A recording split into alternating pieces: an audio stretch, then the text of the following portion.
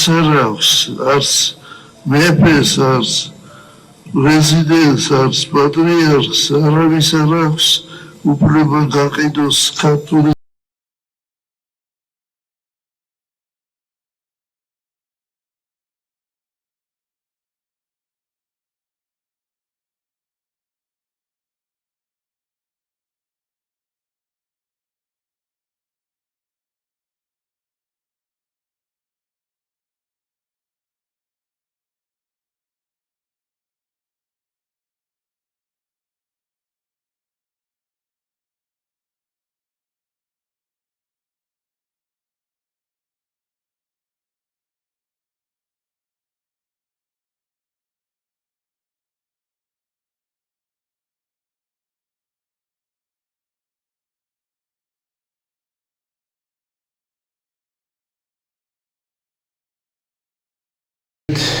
ძირფასო ტელემაყურებლებო, მე და ფატი კიპაროიძე ვაგრძელებთ გადაცემათა ციკლს გაყიდული საქართველო.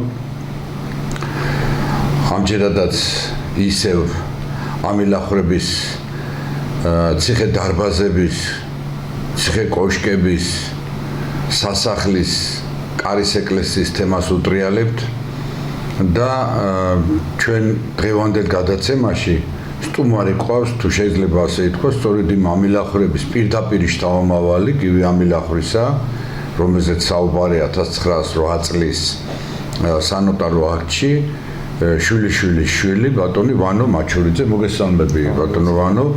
მე ერთ-ერთ გადაცემაში ადრე მყავდა ქალბატონი ნატალია ზუბალაშვილი, დედა თქვენი, სადაც ვისაუბრეთ ამ პრობლემატიკაზე, თაღლით კუხიანიძის მიერ ამ უნიკალური ისტორიული არქიტექტურული ძეგლის ხელში ჩაგდების თაობაზე, თუ როგორ მოახერხა მან ჯერ 1999 წელს გორში გენერალ ივანე ამილახრის სასახლის ხელში ჩაგდება და შემდეგ $100,000 გაყიდა და წარმოიდგინეთ რამხელა ფული იყო იმ დროს 99 წელს და ბუნებრივია რომ დღეს ახლა იქ განთავსებულია ბაზის ბანკი და PSP საფთიაქი, ეს მშვენიერი ისტორიული არქიტექტურული ძეგლი ნუსხიდან ამოღებულია როგორც ისტორიული არქიტექტურული ძეგლი, ბუნებრივია რომ ბანკმა თავისი გადაკეთება გააკეთა, აფთიაქმა თავისი გადაკეთება და დაკარგა ეს სტატუსი რაც ჰქონდა.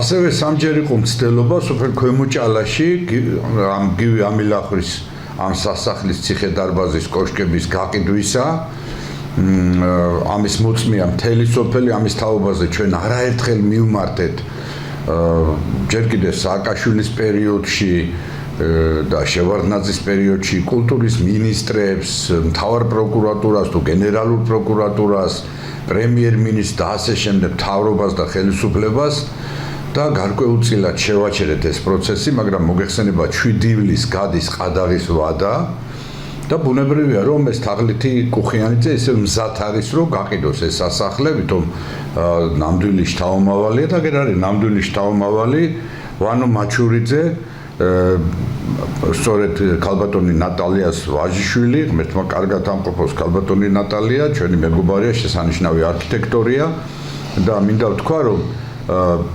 აი ამ ციხე დარბაზთან დაკავშირებით ხმამაღლა მინდა კიდევ ერთხელ გავემეორო რომ პატრიარქის ჩვენი უწმიდესის კურთხევა რომ სულიერების და კულტურის ცენტრად გადაკეთეს ეს ისტორიული არქიტექტურული ძეგლი, დაუბრუნდეს სახელმწიფოს და გადაკეთდეს სულიერების და კულტურის ცენტრად, რამე თუ სწორედ აი ამ ეს სოფელი ქვემოჭალა მდებარეობს ოკუპაციის ზოლთან ძალიან ახლოს, სადღაც 2 კილომეტრში უკვე რუსის ჯარი დგა, ხო?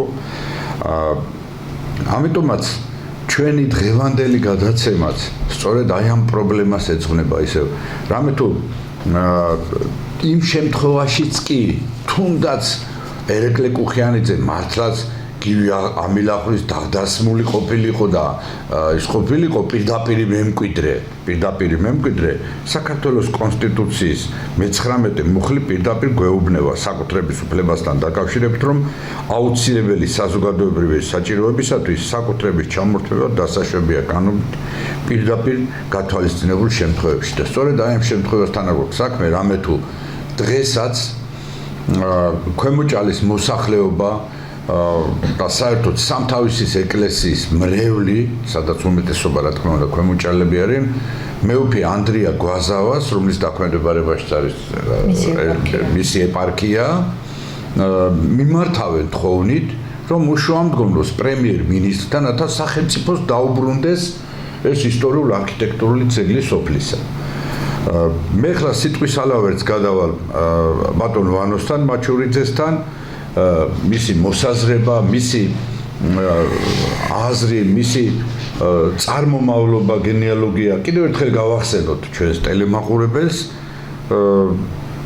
თქვენი მამა-პაპა ვინ იყო,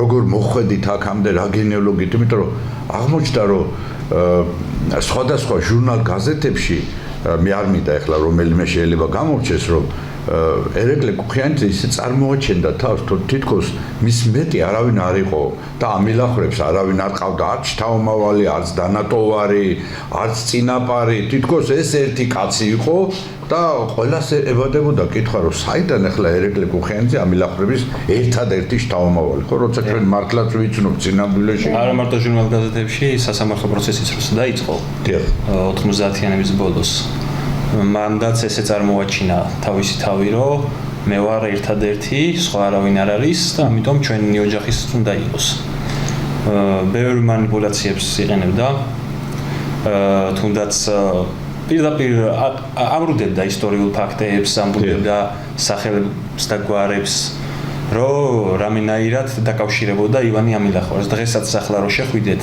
მის Facebook პროფილზე, თავისი დიდი პაპის სურათი კი არ უდევს, ივანი ამილახვის უდევს, მისი ძმის. პირდაპირ გახსნათ პროფილი. სასამართლო პროცესებზეც იყო პირდაპირ საქმეშიც არის ეს მასალები. სადაც უწერია, რომ არის მიხეილი შთამომავალი, რომელიც იყო ივანეს შვილიო.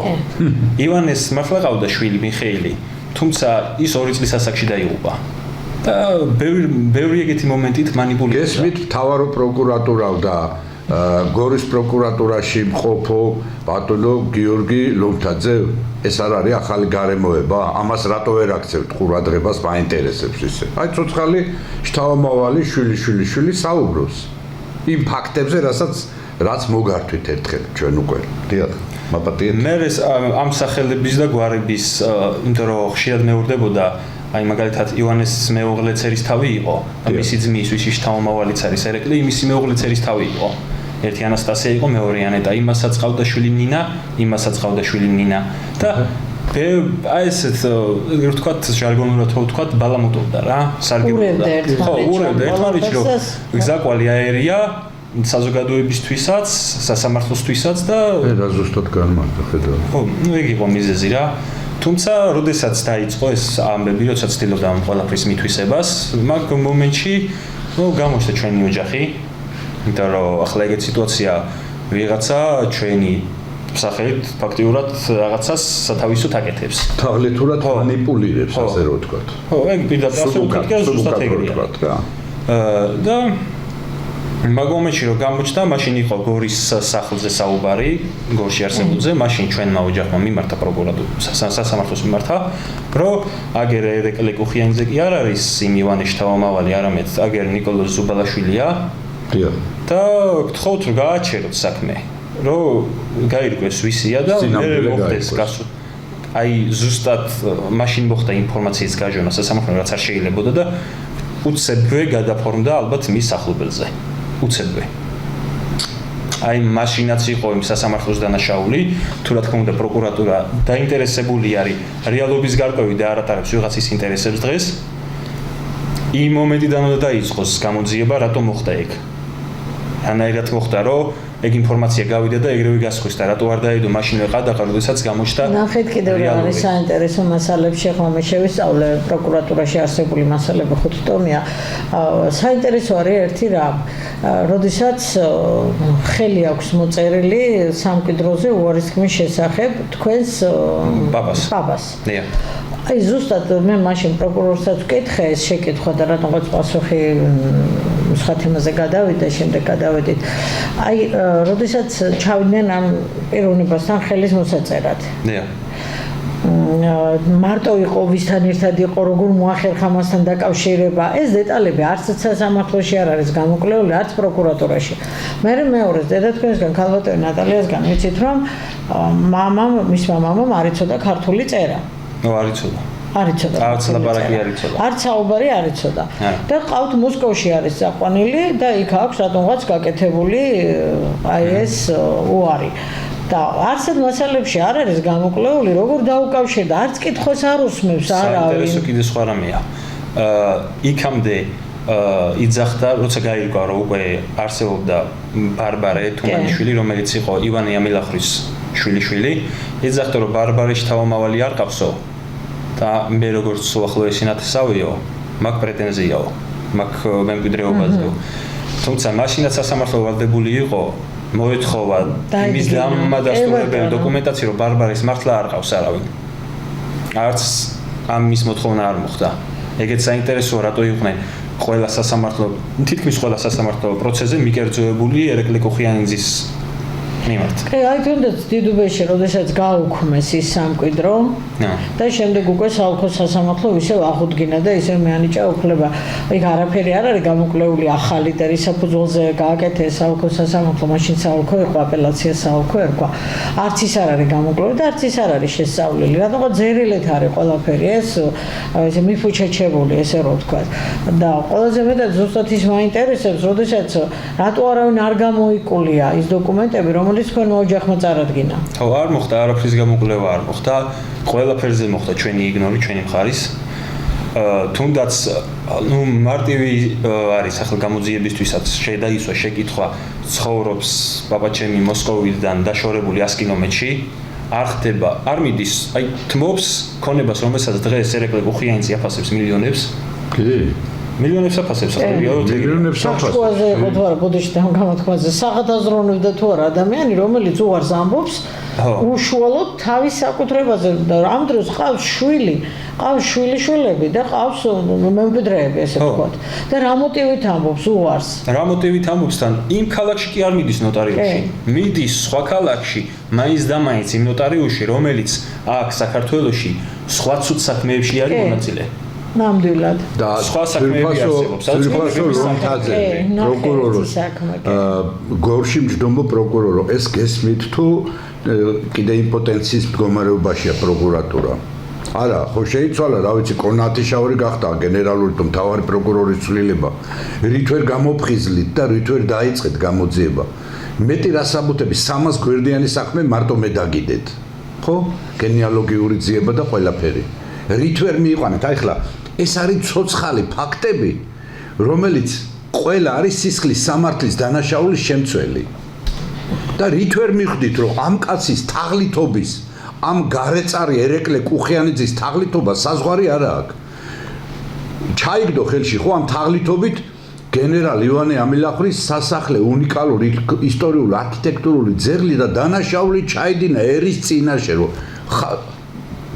სამეფოს ქუჩაზე ბავშვებს წაართვა ჩვენ მომავალთაობას წაართვა და გაყიდა ეს სასახლე ხო რამხელა ფული იყო $100,000 იმ დროს 99 წელს და ეხლა ქვემოჭალის ცენტრში არსებული სოფლის მშვენების გაყიდვა უნდა ამ გარეწას ამას და ამას მილიონებად აფასებს უკვე ვიღაც არაბებზე თუ ვიღაც ინდოელებზე და თქვენ პროკურატურა ესე იგი რისთვის იღებთ ხელფასს მან არ გეშინიათ უფლისა თუ ის რა ქვია რაღაცა გონიათ რომ ყადაღა გავა მე გაყიდის და თქვენ წყნარად იქნებით და ჩვენ ესე გავჩერდებით და ესე გიყურებთ არა მე მიმართავ კიდევ ერთხელ პრემიერ მინისტრს მიმართავ საპატრიარქოს ძალიან კაცრად უნდა დაისაჯოს ესეთი პიროვნება რომელიც ხელყოფს ეროვნულ სიმდიდრეს ეს ერის კუთვნილება ეს არ არის არც ვაჟა ოთარაშვილის კუთვნილება არც ფატი კიპაროიძის არც ვანო მაჩურიძის კუთვნილება ეს არის ერის კუთვნილება ხალხო ესე რომ მივყვეთ ჩვენ გავყიდოთ მოდი სვეტიცხოველი გავყიდოთ გრემიდა გელათი ნარიყალას ციხე ალავერდი და ასე შემდეგ ხო ისე უცხოელები გარშემო ბევრი არიან რა დარჩება საქართველოში ჩვენ მომავალთაობას რას უტოვებთ მე დიახ უკაცრავად აი ჩემი გაცხარების იმიტომ რომ მე ამ სოფლელი ვარ და ჩემი წინაპრების საფლავი ამ სოფელში და გავიზარდე კაცო ეს ამ პრეცედენტის დაშვება ჯერ ამხელა შეცდომა იყო ამ პრეცედენტის დაშვება აი ამ ახალგაზრდა კაცმა შესანიშნავად ჩამოაყალიბა ბატონმა ვანომ ის ლაფსუსები ის იურიდიული გადაცდომები რომელიც ამდენი ხანია პროკურატურამ ვერ დაინახეთ აი უცბად ჩამოაყალიბა 5 წუთში მე გაოგნებული უყურებდი ღმერთმა გამომარჯოს ამ ახალგაზრდა კაცს და თქვენ ესე იგი 10 წელი ამას ისწავლობთ და ვერ დაინახეთ ვერაფერი აი ბოლო კითხვა დაგისვა 100 კილომეტრიდან მიყავთ კაცი სხვაგან რაღაცა არ არის აქ დანაშაულის ნიშნები ვერაფერს ვერ ხედავთ ბევრჯერ მივმართეთ პროკურატურასაც რომ მათ გაეკეთებინათ მოთხოვნა რამდენად შესაბამებოდა იქ დოკუმენტაციას რომ რუსეთისთვის მიემართათ აბსოლუტური იგნორია მაგაზაც არანაირი ყურადღებას მაგ მიმართულებით არ იჩენდნენ არასოდეს მე ხლა გააგზავნეთ ისე თქვენ მომენტი რაზე იყო პაპა ჩემი იძახის უარს მაგაზე მე ჩემი ოჯახი შეეხმიანა მაშინ გაყოფილი იყო ოჯახი ის რუსეთში ცხოვრობდა ჩვენ აქეთ ვიყავით შეეხმიანა რა მოხდა კიდე მოითხოვა პაპაჩიმა მეორედ რომ მე ისევ მაქვს პრეტენზია მაგ მემკვიდრეობაზეო კიდე ერთი მოთხოვნა გააკეთა მე ისევ მოიტანა ერეკლი გუხიანიძემ სასამართლოზე კიდევ ერთი უარი პაპაჩემის ანუ რა გამოდის პაპაჩემი ხან იძახის მინდა ხან არ მინდა ხან მინდა არა უფრო სწორად თქვენთან ამბობს რომ პრეტენზია აქვს ოჯახთან და გუხიანიძეს უთმობს ხან არა ეს ხან სხვა რამეა ნახეთ თქვენ გიკავშირდებათ და გეუბნევათ რომ მე ისევ პრეტენზია მაქვს არა ჩვენ ვეხმიანებით ხო თქვენ ვეხმიანებით და გეუბნევათ რომ კი მე პრეტენზია მაქვს იმიტომ რომ ეს ჩვენია და ჩვენი სამკვიდროა მაგრამ ერეკლე გუხიანიძე რატომღაც აღწევს იმას რომ ორი მოაქვს ეგეთი დოკუმენტაცია კი ბატონო იმიტომ რომ ახლა ჩვენ როგორც გქონდა საუბარი პაპასთან ის ერთხელ ლაპარაკობდა რომ წამიყვანესო მოვიდნენ ჩემთანო ვიღაც ხალი იყო მომავალ შეგვიძლია გუხიანიძის სიდედრი იყო ხო, კიდე ერთი მომენტი არ მინდა დამავიწყდეს. ის როდესაც იძახის, რომ ბარბარე თუმანიშვილს არ ყავს შთამომავალიო, მე უპრობლემოდ პოულობს პაპაჩემს რუსეთში. ანუ პირდაპირ დანაშაულია პირდაპირ საქმის მასალებში, რომ ის მალავს შეგნებულად პაპაჩემის არსებობას. თუ არ იცოდა როგორც კი პრეტენზია გამოხატეთ თქვენ, მაშინ მიაგნო. მე მაგაზე მაინც არის დასაფიქრებელი რომ ადამიანს არ შეიძლება რომ ერთხელ იძახის მინდა, მე იძახის არ მინდა. დასაფიქრებელი მომენტი არის რომ ან სახს აზროვნებაზე არ არის ეს ადამიანი, ან სხვა რამეშია საქმე რომ ან ერთი მხარე აიძულებს. ერთის ქვეშა. ხო, ან ერთი მხრიდან არის ზეწოლის ქვეშ, ან მეორე მხრიდან და ახლა ისეთი არ ხდება ამ ქვეყანაზე რამე რომ ვინმე საიძულებდეს, აი მოდი მილიონების ქონება აიღე. უფრო წართმევაზე ხდება ზეწოლა, ხო ეგრეა? რა თქმა უნდა, ბუნებრივია. ანუ ბუნებრივი კითხვები ჩდება რა, რატომ მოხდა ისე რომ მაინც და მაინც თმობს. ხო, საინტერესოა, ამიტომ რომ ნახეთ. რატო იძახის ადამიანს აბსოლუტურად ლოგიკურად. რატო უნდა მისცეს გუხიანიძეს, რომელიც არ არის მისი არც შვილი, ცხოვრებაში არ უნახია, საერთოდ არ იცის. რეალურად არც იცის ვინ არის. მოდი ესე შევთანხმდეთ. არც იქამდე უნახია, არც როთმობდა მაშინ და არც მაგის მერე. ცხოვრებაში არასოდეს. კი ბატონო, და რატომ რა შვილი ყავდა ბოლოს შვილი ყავდა, რატომ მათ არ მისცა? ხო. აი ხო ამაზე ხონდა ყოფილიყო და ადეს სხვათა შორის სასამართლოზეც არანაირად არ არის გამოკვლეული და არიღებენ მხედველობაში მე მასალებში წავიკითხე რომ ნატალია ზუარს ეუბნებიან ყველა შუამდგომლობაზე, ყველა განცხადებაზე სასამართლო საერთოდ არ განიხილავს. როდესაც წარადგენს ამ დოკუმენტს სამკვიდროზე განცხადება საკმაოდ მოცულობითია ეს განცხადება. და სასამართლო რატომღაც იგნორირებას უკეთებს ამ განცხადებას, არ განიხილავს, არ თვლის რომ ეს არის მტკიცებულება და ის რომ პაპა თქვენი მაშინ იყო არ იყო ქმედუნარიანი ეს დოკუმენტები მათ არ მიიღეს მხედველობაში საერთოდ და ყველაზე საოცარი ის არის რომ მსგავსი დოკუმენტის წარდგენის შემთხვევაში რაც თავი მახსოვს და რაც პრაქტიკა მაქვს საკმაოდ დიდი დროა რამოდენიმე ათეული წელია მსგავსი დოკუმენტი აჩერებს ყველანაირი პროცესს ვიდრე არ მოხდება მისი სრული გამოკვლევა მაგრამ სასამართლომ საერთოდ არც განიხილა ეს დოკუმენტი ხო არ მიიღო ყურადღება. არ მიიღო, საერთოდ არ ჩათვალო რომ ეს იყო რაიმე სახის მტკიცებულება და რომ უნდა ცინიზმის მეტი არაფერი არ ხო, მოხდა. გავლენას მოახდენდა, რა თქმა უნდა, ეს დოკუმენტი რომ დაერთო მტკიცებულებათა საქმეს დაერთო და მაშინ ეს მოახდენდა გავლენას იმ გადაწყვეტილებაზე, როდესაც მას დაუმტკიცეს სამკვიდრო. ეს არის რაიონის სასამართლოზე მაგ ამ შემთხვევაში საუბარი. და იმიტომ თქვენს უარი რომ მაშინ კოხიანცის მემკვიდრეობა ვერ იქნებოდა დამტკიცებული და ვერ გადაეცემოდა მას ეს უძრავი ქონება. ამიტომ ამ კითხვაზედაც რადგანაც არავინ არ ასცემს პასუხს, არავინ არც პროკურატურა, არც სასამართლო, რატომ არ მიიღო ეს დოკუმენტი მოსამართლემ. გარდა ამისა, ჩვენ გქონდა საუბარი ბატონი ვაჟა საუბრობდა წინა გადაცემაში, რომ მას არ აქვს დედნები წარდგენილი ასლიც კი არ აქვს, ასლის ასლი აქვს. და ეს არ არის კითხვის ნიშნის შემცველი. ხო, ცოტა უცნაურია ეს ყველაფერი. ბევრი უცნაურობაა. კი, და იმიტომ რომ მათ ლაპარაკი იცი როგორ იყო მოსამართლეების მხრიდან, აი გააჩუქა მე დაფიქრდა და ჭკუიდან შეიშალაო.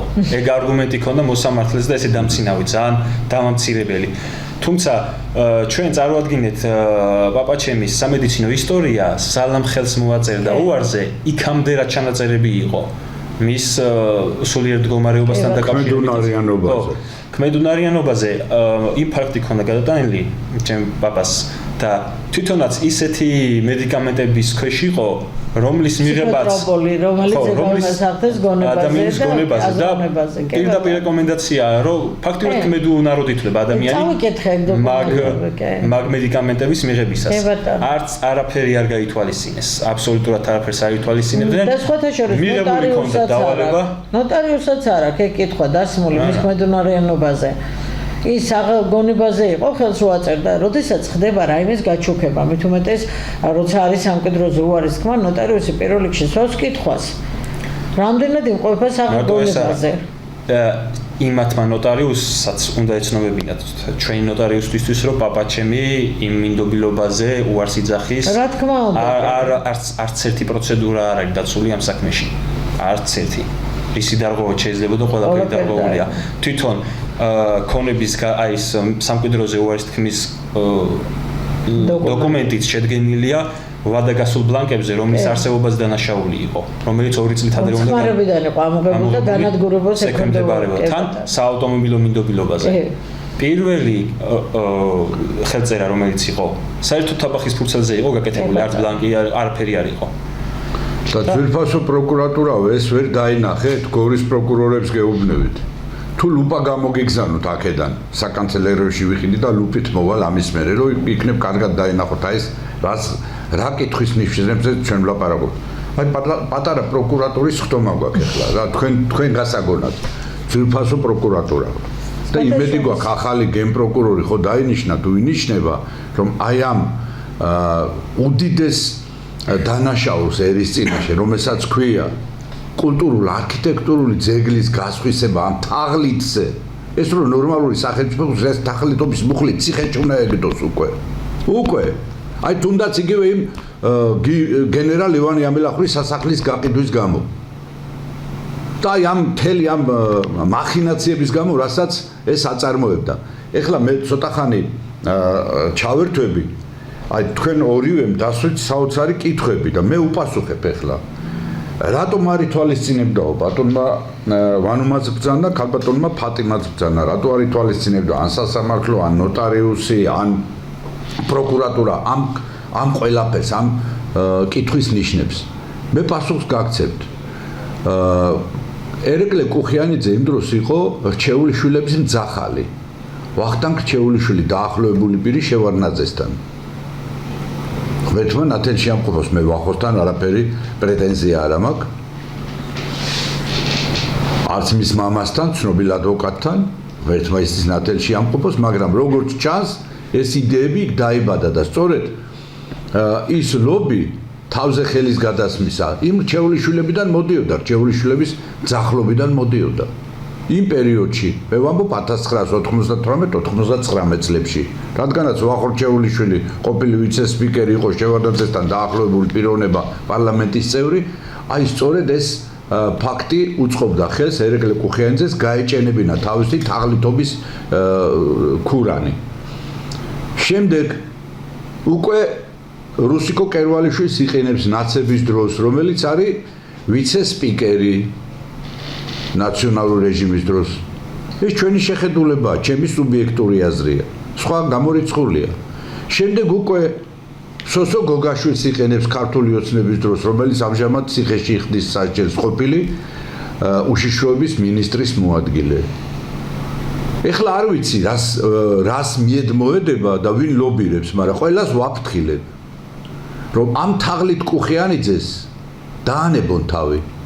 იმიტომ რომ მე პროკურატურის გორის პროკურატურის პოზიციაც არ მომეწონა და კიდევ ერთხელ უნდა გავიმეორო, ეს პროკურატურა ხართ მეთქი თქვენ თუ ადვოკატურა, რომელიც თავაზობს, რომ იცით რა, მოდი მოურიგდით ერეკლე კუხიანიძეს და იგი თანახმა იქნება, რომ კარის ეკლესიაში, როცა დაგჭირდებათ სასულიერო პირებს, დაჭირდებათ სანთლის ანთება, სანთელს აანთებინებს და თუნდაც სხვა მყიდველი, ეს არაბი იქნება, ინდოელი თუ ირანელი, ეს ხელშეკრულება იმ არაქრისტიანებზეც გავრცელდება და არ შეუშლიან ხელს ქართველ კაცს, რომ სანთელი ანთოს ეკლესიაში. გესმით? და ამას მთავაზობს პროკურატურა.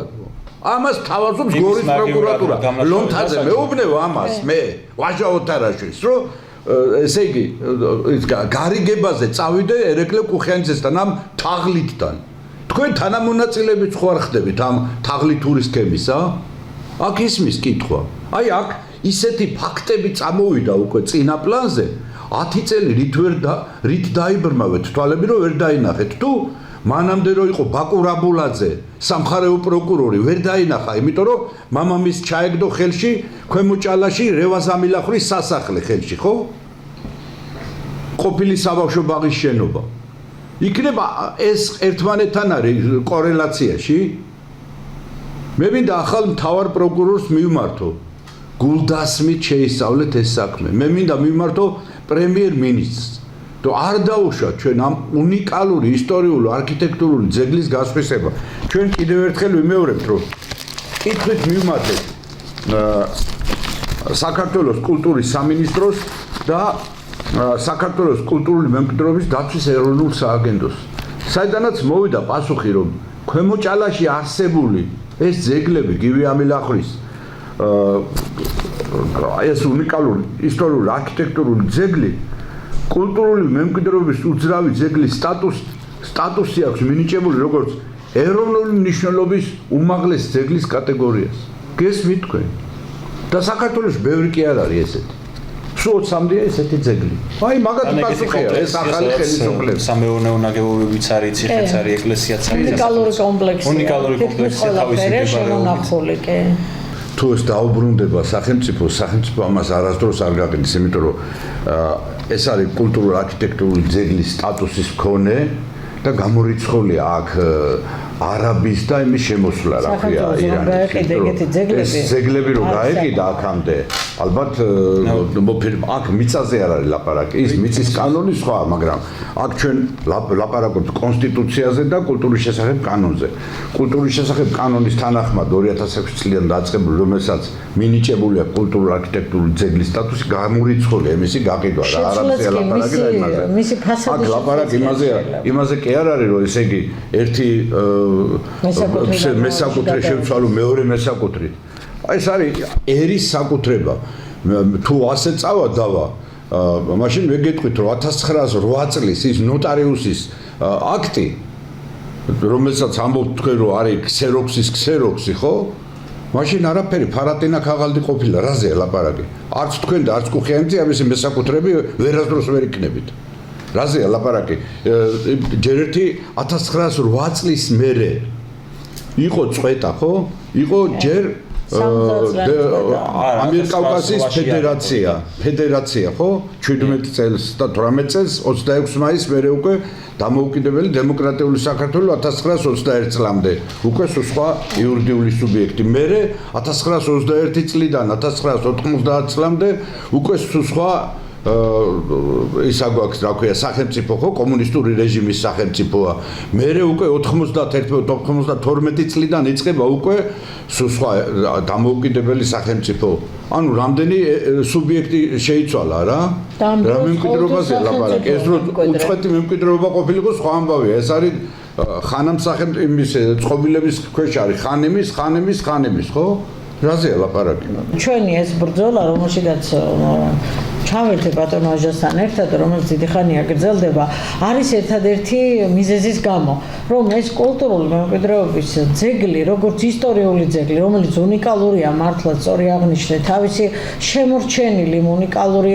დამხმარე შენობა ნაგებობებით მარანით და აგრეთვე თუნდაც იქ თავისი განსხვავებული ფასადები ექნებოდა თავის როდეს რომ აღდგებოდა და დაებრუნოს პირველ სახეს საკმაოდ განსხვავებული იქნება თუნდაც ის დარბაზები ეს უნდა იყოს მომავალი თაობისთვის ეს უნდა იყოს იქ როგორც ძეგლი სადაც იქნება მუზეუმი იქნება კულტურული ცენტრი და ეს არ იქნება კერძო პირის საკუთრება სახელმწიფო პირდაპირ განსაზღვრავს და კანონი რომ მსგავსი ძეგლები ყველა უნდა ზრუნავდეს ჯერ კულტურული მემკვიდრეობის ძეგლის დაცვაზე ეს პირდაპირ კონსტიტუციიდან განსაზღვრული ხოლო კულტურული მემკვიდრეობის შესახებ კანონში პირდაპირ წერია რომ მსგავს ძეგლებს იცავს სახელმწიფო და მას ის კი არ განკარგავს ამას ნახეთ ერთი მომენტია მას შეუძლია გადასცეს სარგებლობაში ვინმეს მხოლოდ იმიტომ რომ მოუაროს და ჩაატაროს სამუშაოები და ასე შემდეგ დროებით სარგებლობაში და არასაკუთრებაში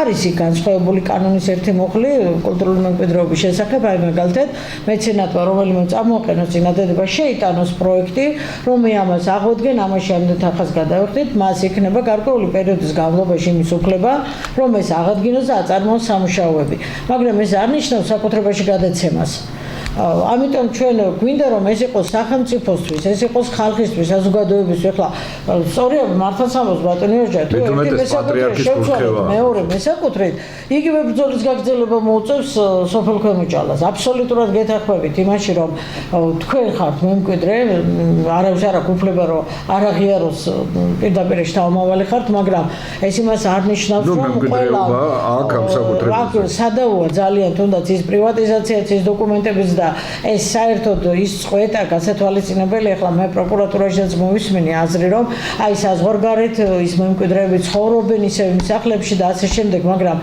არ დაგვაიწყდეს რომ ევროპის ყველა ქვეყანაში წვეტა არ ყოფილა მემკვიდრეობის ის გვარი შთამომავლები სულიქ ცხოვრობდნენ მუდმივად ყველა თაობა ამიტომ ცხოვრობენ იმ ციხე კოშკებში ისევ და იმიტომ არის მათი საკუთრება თუმცა სახელმწიფოსგან ისინი დაცულია და ისინი არც ასხვისებენ მათ და როგორც მუზეუმი და როგორც ძეგლები ისე აქვთ ცხოვრობენ მართალია მაგრამ ის არის აგრეთვე სამუზეუმოც ყოფილად და ბევრი მინახავს გავსი საგვარეულო კოშკები საგვარეულო მამულები სადაც მიდის ხალხი ექსკურსიაზე მაგრამ იქ არის გამოყოფილი მათთვის საცხოვრებელი ადგილი და ისინი ცხოვრობენ უვლიან და განკარგავენ საქართველოში ცოტა სხვაგვარად ესმით საკუთრება მე ახლა ამ წუთში თქვენზე არ ვსაუბრობ იმიტომ რომ თქვენ არ ახართ ამ წუთში მესაკუთრე საკუთრებას მიიჩნევენ თუ არის კულტურული მემკვიდრეობის ძეგლის მესაკუთრე მიაჩნიათ რომ მათ აქვთ სრული უფლება განკარგონ როგორც უნდა თავიანთი საკუთრება გაყიდონ გაასხვისონ შეცვალონ რაც უნდათ ის გაუკეთონ ამ დროს გავსი ძეგლების ფასადის შეცვლაც კი არ შეიძლება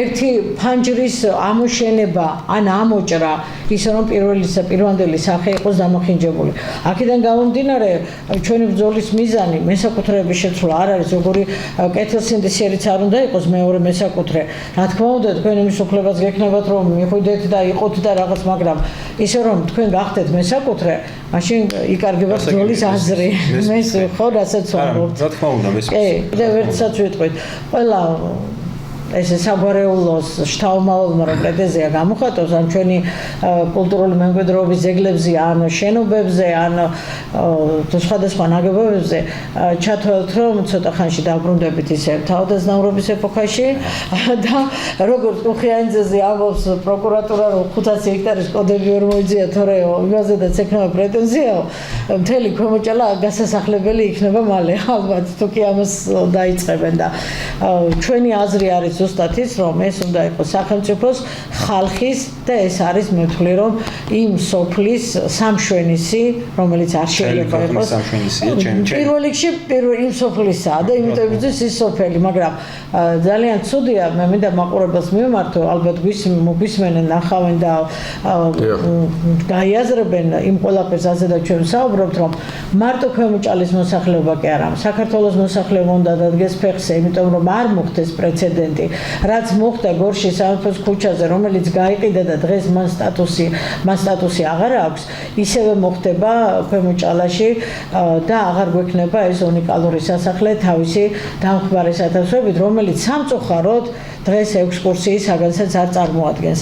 იმიტომ რომ არის აბსოლუტურად მოულელი, აბსოლუტურად გაპარტახებულია შეიძლება თქვა და ყოველ დღე ის ნელ-ნელა უკან მიდის და აქედან ჩანს ზუსტად მისი დღევანდელი მესაკუთრის მიზანი ყადაღა რომ ადევს, ეს არ არის არგუმენტი და ყადაღის დადება არ ნიშნავს, რომ მან არ მოუაროს, არ გააკეთოს, არ ესე ვთქვათ, არ ქონდეს მზრუნველობის ქვეშ, არანაირად ყადაღის დადება, ყადაღა დღეს ნახევარ საქართველოს ადევს საცხოვრებელ ბინაზე, მაგრამ ყველაულის თავიანთ საცხოვრებელ ბინას სადაც ცხოვრობენ. აქედან გამომდინარე, ის მიზანი, რაც მას აქვს, თუნდაც აქედანაც აშკარაა და ღიაა. აშკარა უკვე იქნება, რომ გორის სახლი ეგრევე გააჩნდეს. რა თქმა უნდა. ეს უნდა იყოს სახელმწიფოს, ეს არის ჩვენი პოზიცია. ჩვენ ამისთვის ვიბრძოლებთ, ჩვენი გადაცემა ნელ-ნელა დასასრულს მივახლოვდა. ჩვენ ამისთვის ვიბრძოლებთ, აი ეს ჯგუფი და მთელი სოფელი, არა მარტო ქვემოჭალა, არამედ მთელი საქართველო, რომ ისტორიული კულტურული ძეგლები და ასევე ჩვენი მიწა-წყალი ქართველი ერის საკუთრება იყოს. მისი უდიდებულესობა ქართველი ერის საკუთრება, რაცა ჩვენმა მომავალმა თაობამ იამაყოს ამითი, რომ დიდი წინაპრები ყავდა და გმირი წინაპრები ყავდა. მე გემშვიდობებით მომავალ შაბათამდე ჩვენი დღევანდელი გადაცემა ამით დამთავრებულია. ნახვამდის კარგად გრძანდებოდეთ ჩემო ქართველებო. გამშვიდობებით და მინდა გითხრათ, რომ არ შეიძლება დავამახიჯოთ ისტორია და არ შეიძლება ის, რაც შემოგვინახა თაობებმა და ისტორიამ, გავცეთ ისეთ საკუთრებაში, რომელიც შემდეგ სანანებლად გაგვერთება. არავის არ აქვს, არც მეფეს, არც პრეზიდენტს, არც პატრიარქს, არავის არ აქვს უფლება გაყიდოს ქართული მიწა.